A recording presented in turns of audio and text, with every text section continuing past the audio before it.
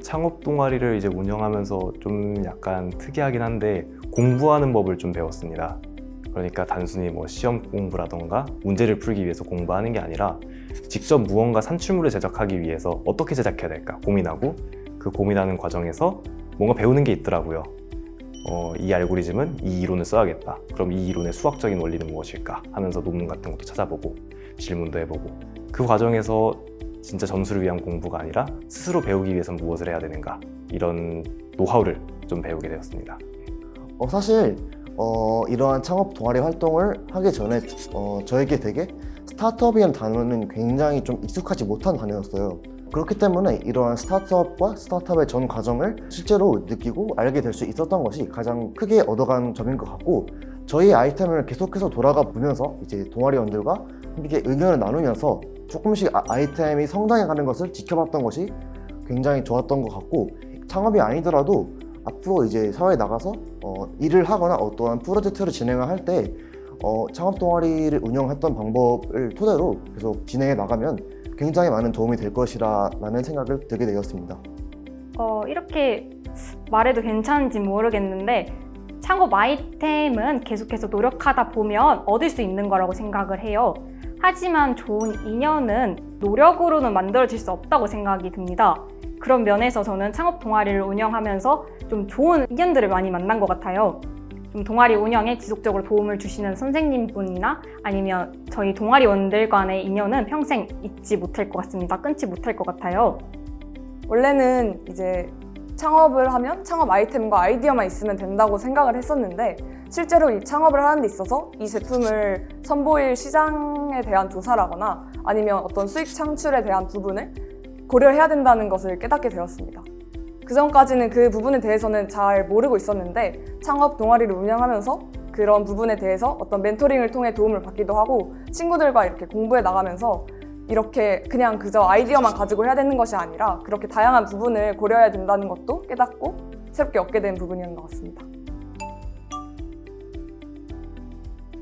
네, 저는 대학교나 성인이 돼서도 계속 지속적으로 창업 대회를 나가서 경험을 쌓거나 궁극적으로는 마지막에는 직접 창업을 하는 것이 목표입니다.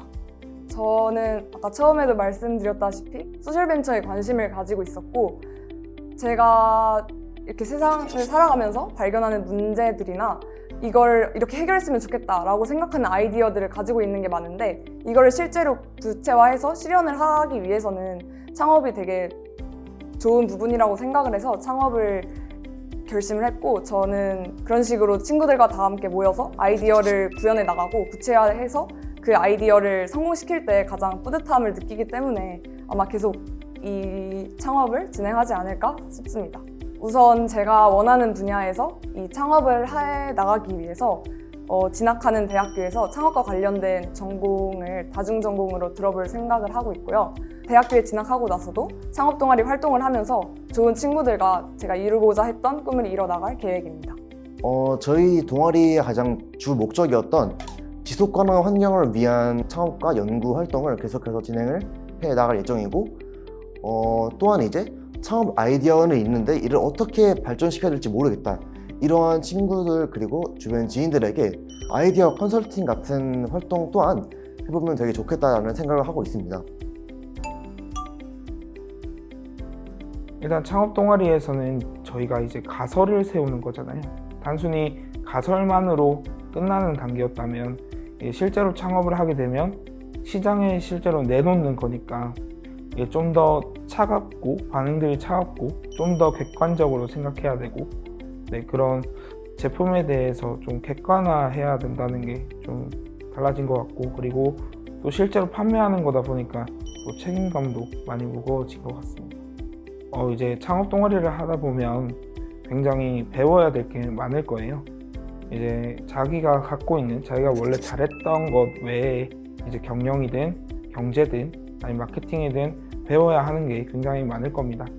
하지만 포기하지 않고 조금씩 한 발 한 발 나아간다면 여러분들이 원하는 창업을 할 수 있을 것이라 생각합니다.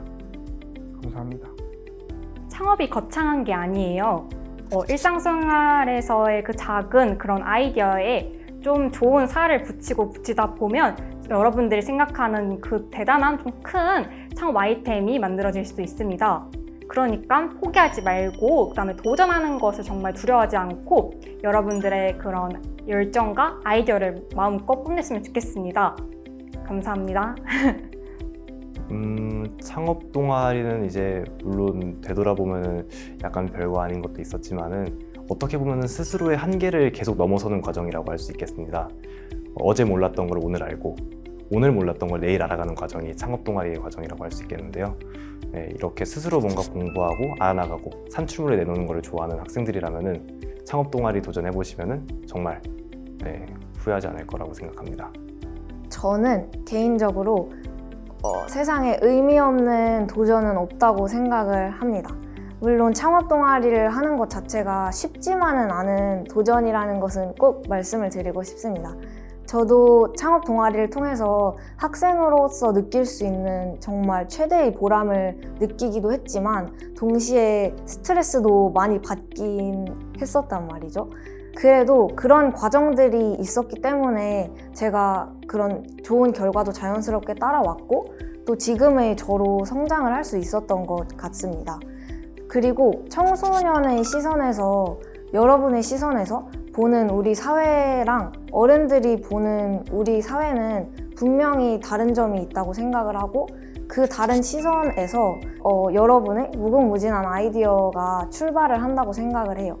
그래서 여러분이 겁을 먹지 말고 정말 소중한 인생의 한 번뿐인 10대 시절에 시간을 투자할 가치가 있을 정도로 값진 경험이라고 저는 생각을 하기 때문에 창업 동아리를 통해서 여러분의 정말 자유로운 생각들을 마음껏 펼쳐볼 수 있었으면 좋겠습니다.